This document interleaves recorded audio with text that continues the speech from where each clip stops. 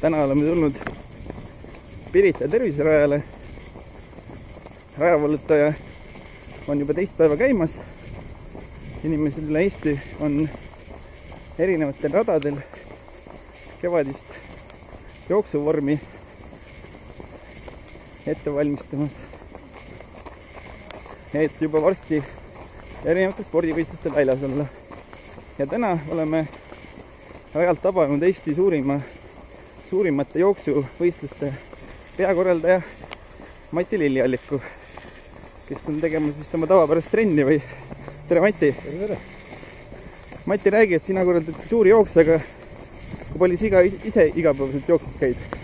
Päris iga päev ei jõua, aga nädalas 2-3 korda ikka sellise väikse särgiotsa teen, nagu tänagi. Aga sul on nüüd tulemas 30. mai jooks 20. mail. Et mis tahaksin teada su käest seda saada, et kuidas on võimalik saada 15 000 naist jooksma? Seda kui naised küsima, et tundub, et me teeme õiget asja, et see naistele meeldib ja Eesti naised on tublid.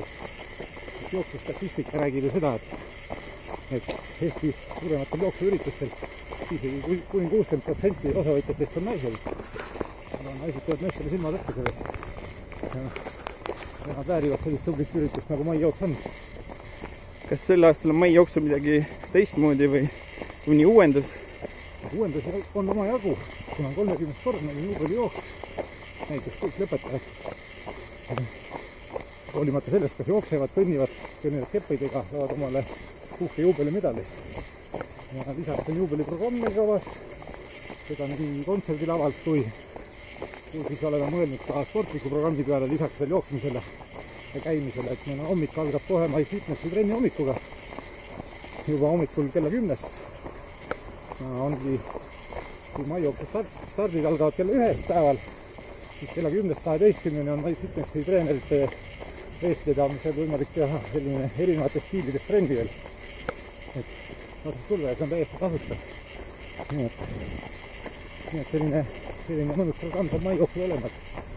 Ma usun, et naisi tuleb rekordiliselt ja loodetavasti ilm ka soosib neid. Aga kui peaks mõni mees kaasa tulema, mis siis meestehoius ootab? Meestel on tõesti, meil on nagu Tallinki nimeline meestehoid. Ja meestel on seal terveks päevaks tegevusi välja mõeldud.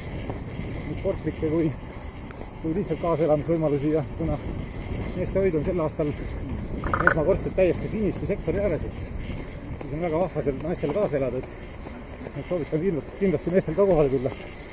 Et seda pilti, kus 15 000 tublit naist jookseb korraga liigub Tallinna lauluväljakul, sellist ei näe just iga päev.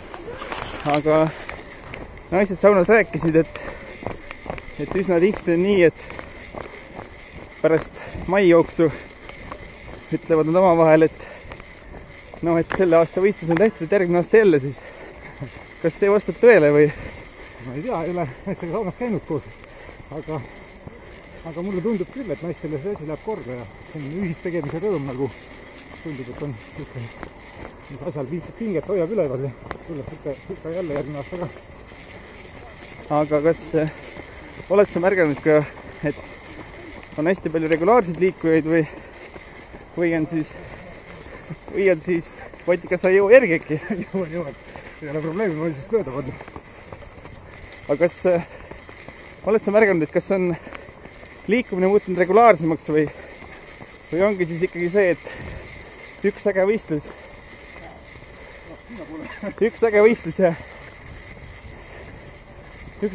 ja siis järgmine aasta jälle? Ma arvan, et kindlasti on harrastajate arv võib-olla stabiliseerunud. Selline buum on möödas. Aga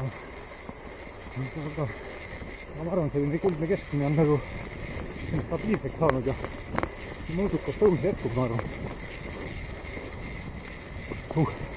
Nägi see mööda. Pole vist nähagi näost, et jooksin tuled. Ma oskan näidelda.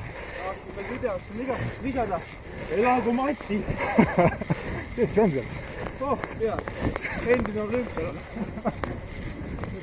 Ole keerukas. Ole, ei ole, aga õige, sinu järel. Siit peaks nüüd tulema kohe Jüri, eks ole. Ootame teisi ka järgi või? Mul on veel paar küsimust sulle, Mati. Okei. Et enne kui rahulikuma tempo peal läheme või ja kiiremaid lõike hakkame tegema, et räägi, nagu näha, jube ilus loodus on siin, et mis peaks või võiks tuua inimesi välja liikuma? No ma arvan, et sundida ei saa kedagi. Siin on inimestel endal selline mõtteviis või kiiks tekkima, et peaks nagu liigutama ja ma arvan, kui me vaatame ühiskonnas toimuvat, siis tundub, et sellist teadlikku spordi tegemist on järjest rohkem.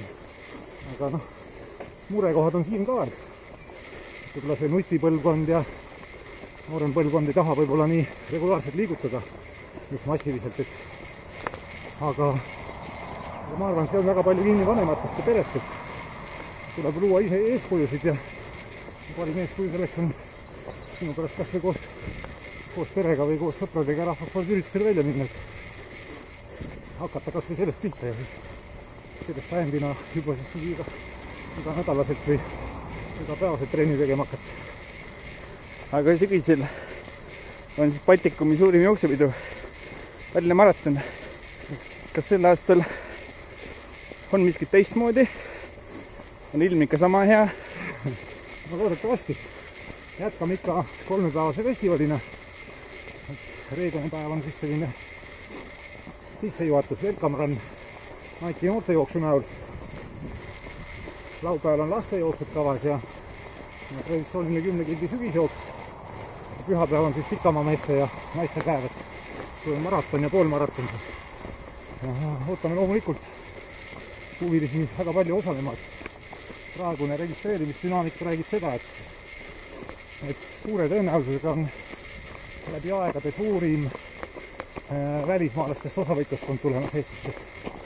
Et praegu on juba circa 30 riigi jooksjaid kirja pannud, ja registreerimine oma harja veel pole saavutanud, et kui nüüd uuendustest rääkida, siis nagu siin on praegu raske tõus meil Tallinna maratonil tõususid kindlasti ei ole, et saab olema hästi kiire ja mõnus rada oma tippmarke joosta ja tegelikult saladuskattal võin sulle öelda, et sel aastal me muudame raja täitsa uueks.